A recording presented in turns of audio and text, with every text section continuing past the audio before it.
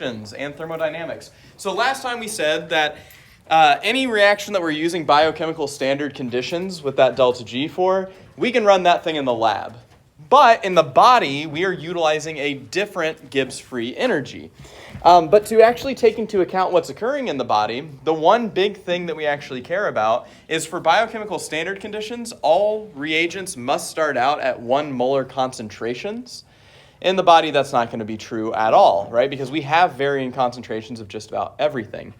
And so when we're actually looking at this idea of reactions that are not in equilibrium with different concentrations, we can't use KEQ to approximate our delta G.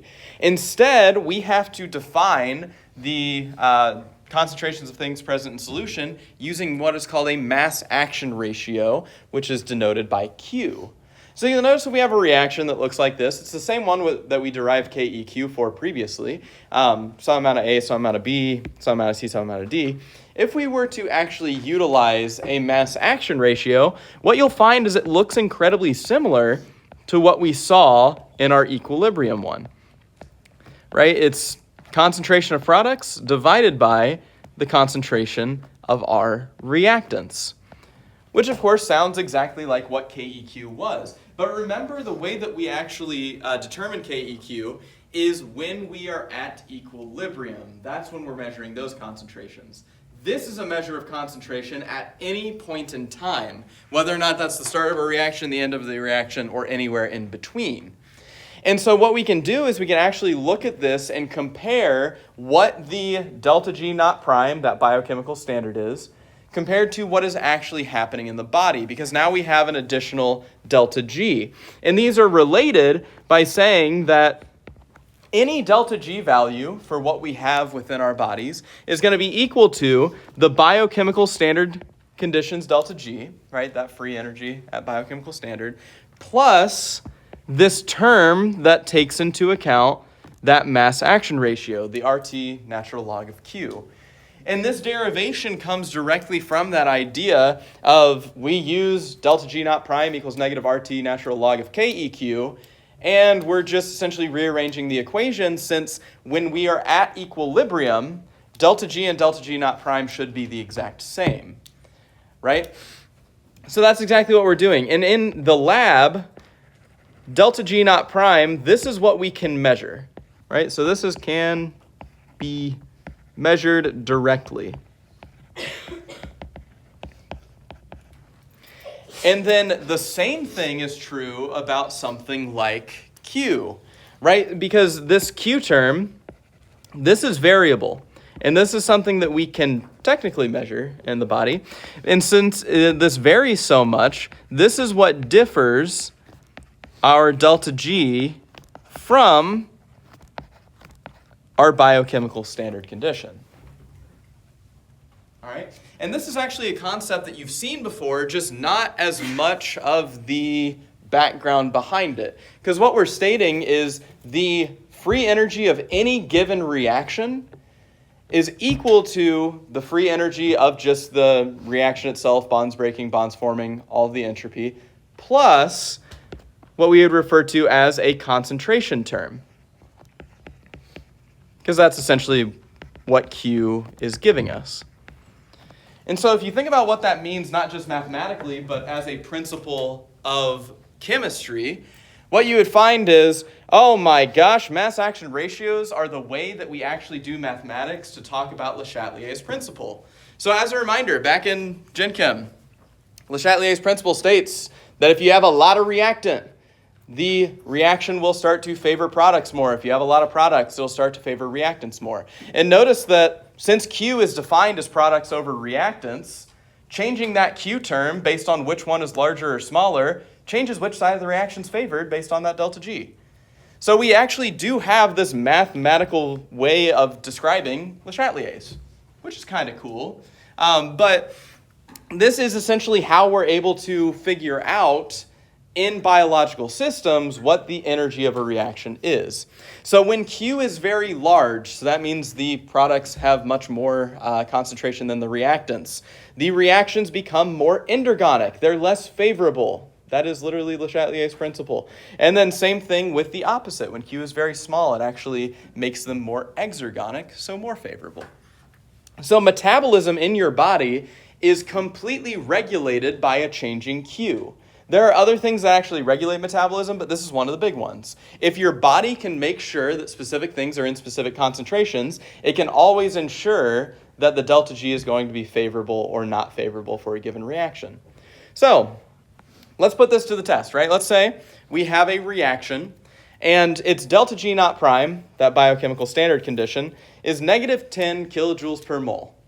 However, if we run that reaction where we have the ratio of products to reactants be 6,000 to 1, how does that actually change the energy of the reaction? We would expect that since we have so many products here, that the reaction should be much less favorable.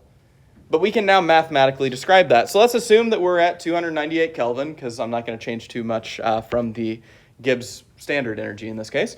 And so we can say, all right, given that formula that we talked about above, delta G equals delta G naught prime, plus the RT natural log of Q, we have our Q term. Because remember that Q, in and of itself, based on how we talked about it above, is just concentration of products over concentration of reactants. And we're given in this exact question the ratio. We're told it's 6,000 to 1. So we would say that we have 6,000 products over one reactant, which means our Q is literally just 6,000.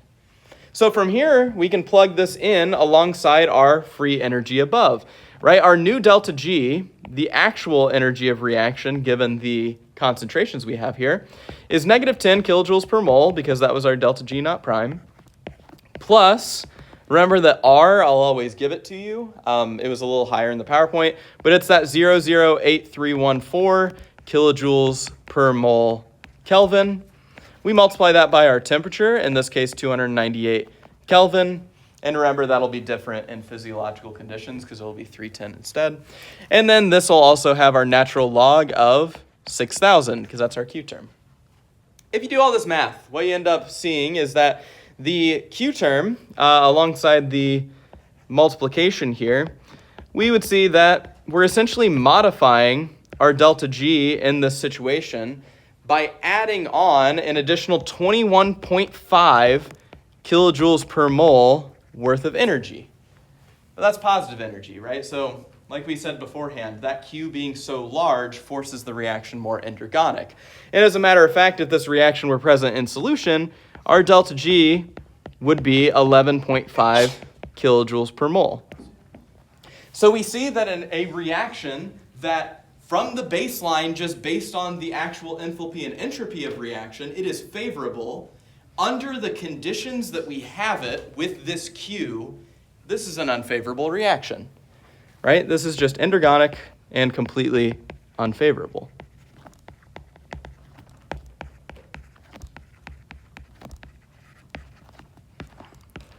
And this is one of those big biochemical thermodynamics concepts to take away, because what we're going to see throughout the course is we're going to be utilizing a lot of mass action ratios to determine in the body how favorable a reaction actually ends up being. Because all of the delta G naught primes previously, they've been measured, so we can actually work with those. But this stuff is what we actually have to derive given the information we have. But are there any questions on how mass action ratios are actually able to shift delta G? Alrighty. So yeah, just keep in mind, free energy within a cell, it varies based on what is actually happening. It can be unfavorable even when the base reaction is technically favorable. It can be favorable even when the base reaction is technically unfavorable. It's just based on that set of concentrations. The other thing to keep in mind is that when we have the delta G equal to 0, which would be complete equilibrium, this is the situation where Q equals 1, which means that Q does equal KEQ, which means this argument does not exist for reactions at equilibrium. That's why we've been using this in the conditions of the body where we're in homeostasis, not equilibrium. Okay? All right, what if you have to solve for Q, though? What if you're given the free energy of a reaction as well as the biochemical standard energy of the reaction, and then you have to determine what the concentration of the metabolites are in your body. Well, I wanted to bring this up because this is a classic thing that you might have forgotten way back in algebra, and it will pop up occasionally. Anytime that you end up with a situation like this, remember whenever we're solving for Q from this given equation, it's in a natural log. So you can end up in the situation where you have natural log of Q equals some number. Let's say that it equaled 10 in this situation. Oh, whoops. You would essentially say, okay, well, to solve for Q here, we need to get rid of the natural log, which you do by taking e to the power of these things. Because remember, if you do e to the power of the natural log of Q equals e to the 10th, the natural log cancels out with the e here in order to give us Q equals, in this case, e to the 10th. Okay, so this is just something to bear in mind if you ever have to go through and solve for Q, because then, of course, you can just use your calculator and find that would be, 2.2 times 10 to the 4th. And that gives you that ratio of products over reactants. Okay, just a reminder of good old algebra stuff to keep in mind. So, everyone cool with that? We all happy with solving for Q? Fantastic. So, yeah, a lot of concentration dependence in terms of how the reactions in our body are actually mitigated. The other way is through coupling reactions. Because it's not always true that you'll have something where you can just vary the concentration of a given metabolite to force the reaction to go. Instead, sometimes you have to do what's called coupling. And so the way this works is, since your body is utilizing so many different reactions, a lot of the free energy that your body generates can be utilized in a different reaction to actually force it over an endergonic barrier. So an example of this would be if we have a reaction, such as reaction 1 down here, where A and B end up making C, that one could have a endergonic delta G naught prime. However, if the following reaction, C and D makes E, is favorable, we can actually utilize the energy of that to make the entire process completely favorable. And this uses just Hess's law from Gen Chem, where we can say, all we would have to do to figure out how those reactions are coupled is look at how they're paired together with the products and reactants, as well as our energies. So to do that, what we would do is we'd say, all right, if we added these two reactions together, we could see that A and B making C, if C is also used in the second reaction, it can cancel out. Right? To where our overall reaction would be A plus B plus D is what actually ends up making E. Right? That's the bulk of it if you take both these reactions together. We can also look at our delta G's and say, okay, well, our delta G naught prime for the net reaction is just going to be the addition of those two delta G's. So plus 3 minus 10, you end up with negative 7 kilojoules per mole. And this shouldn't come as too much of a surprise because we can look at the same thing in terms of an energy diagram. We can say if we start out at some energy with A and B present, right, these are going to have to go a little uphill in order to reach the formation of C. But then if you just use D in this situation, the second reaction would be much more favorable. And this would be our product E.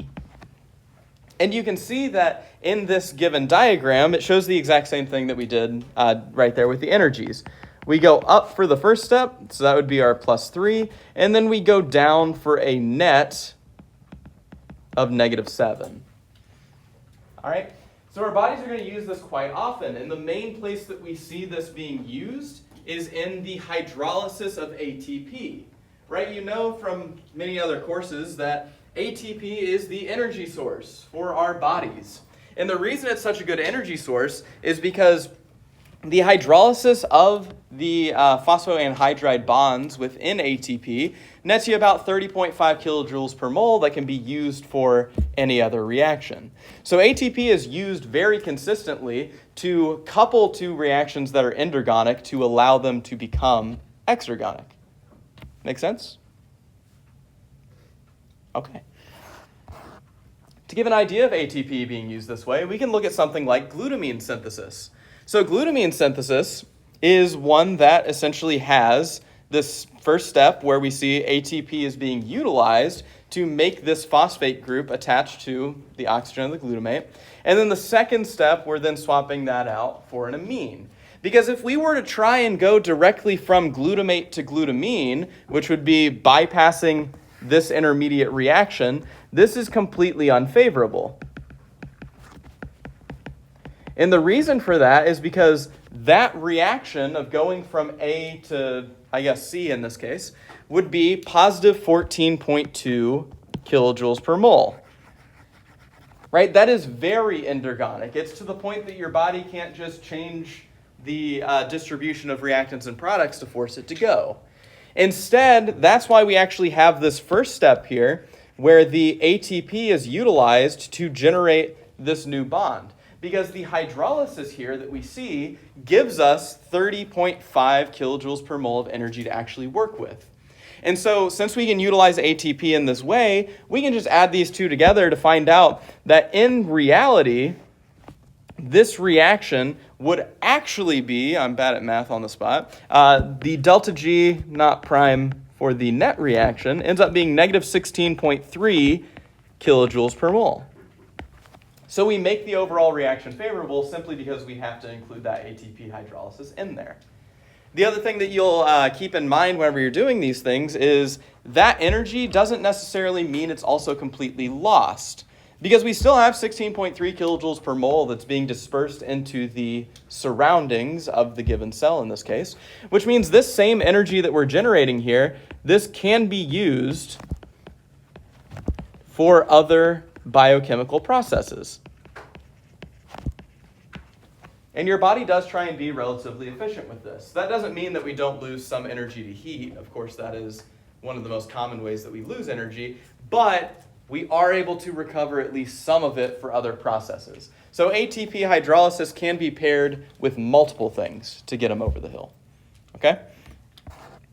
Now looking at ATP, just so that you understand the structure that we're playing with here. ATP is made up of 3 different pieces, of which the main one that we care about in this case is going to be the phosphoanhydride bonds. So we can see ATP has a nice little adenine group shown in orange up there. It also has that ribose sugar that the adenine is connected to. The reason these groups are so important for ATP, and it's not just a floating phosphoanhydride, is because we can have good intermolecular force pairings with that and things like proteins. So it makes it to where proteins can recognize that it is ATP.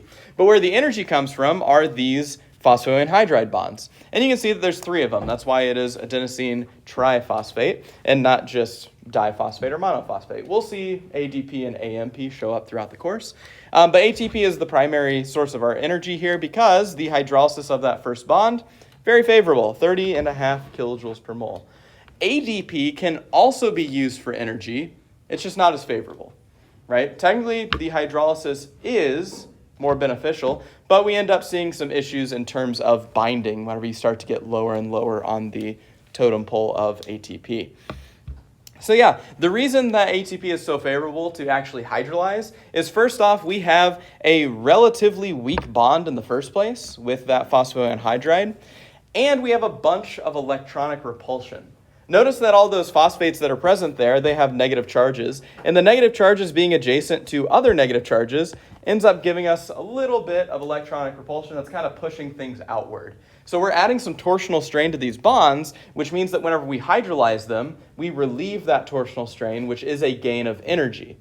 In addition, we end up with more entropy upon hydrolysis because we have more resonance forms allowing for more distribution of the energy throughout the system. So it is both enthalpically and entropically favorable to cleave ATP. So to give you an idea of what it looks like whenever we actually do cleave ATP, I have drawn here all of the phosphoanhydride bonds. And of course we have, in this case, let's say it's in some enzyme where we have a little bit of base that can assist with the deprotonation of the water that's here. Essentially what we would see is that our water would utilize its electrons after being deprotonated by some base. You know how it goes. I guess I should redraw this. There we go. To essentially attack the phosphorus center of the phosphorus that's on the far side, because that's the bond that we're actually breaking. This then allows us to kick those electrons up. I'm going to freehand this. I know that this is not the right way to do it. Those electrons will drop back down and we'll kick out that free oxygen on the other phosphate. This ends up generating for us a phosphate anion, which I should actually have the OH on here. There we go. So it's a dianion as well as ADP. And so one thing that you'll see throughout biochem is that we will abbreviate phosphate because we use it quite often. The phosphate ion that you see here is abbreviated as P sub I. And so P sub I not only refers to the phosphate that we see here, but other protonation states in the body. Because simply speaking, phosphate comes in many forms in terms of whether or not it has 1, 2, 3, or 0 protons based on the environment that it's present in. Okay? So that's just your quick overview of why ATP actually is useful. Are there any questions about utilizing ATP for coupled reactions or what it looks like, what it do? Yes. There's your scroll up.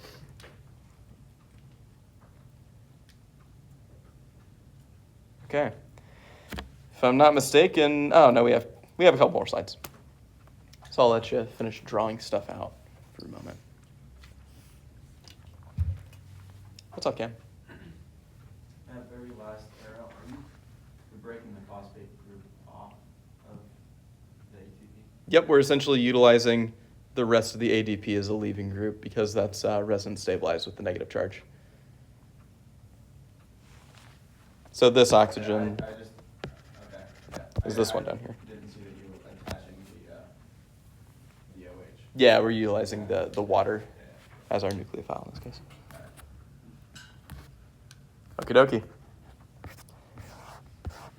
So, what this all leads to in terms of the overall metabolism landscape is what we call catabolism and anabolism. So, catabolism is we are taking energy-rich compounds, we're breaking them down into what are called energy-depleted or energy-poor compounds. Typically, when you are thinking of metabolism, you're probably thinking actually about catabolism. Because this is the idea of things like, oh, glycolysis. We start out with glucose. It has a lot of potential stored energy, and we're starting out with ADP as our thing that's going to be gaining energy. Breaking down that glucose into pyruvate, I have listed as energy poor here. Compared to glucose it is. It's actually massively energy rich. And ATP. Right? So always when we think about catabolism, we're making ATP after exchanging something else that started out as energy rich. And so I always think about it as, hey, we are breaking things down. On the opposite hand of things, we have building things up, anabolism.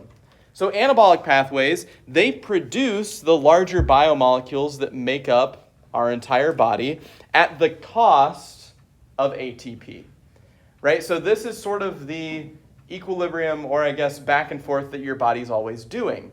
It's trying to build things while also break things down. And so you can see that this is typically used to make things that are energy rich sometimes, as well as things like proteins and other large macromolecules. The example I have shown here is the exact opposite of glycolysis, which is gluconeogenesis.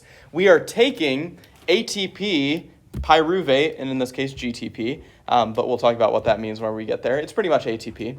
And we are generating glucose out the other end, right? And so you can see that we have this push-pull system within our bodies. And depending on what is present in your body at the time, that determines which of these is going to be on or off. Because essentially, as long as we have access to a bunch of ATP, we're going to be doing anabolism to generate larger biomolecules. However, if we have low ATP, we're going to see that we're going to be converting those metabolic fuels back down to their given small molecules like CO2, H2O, as well as the important thing is things like ATP.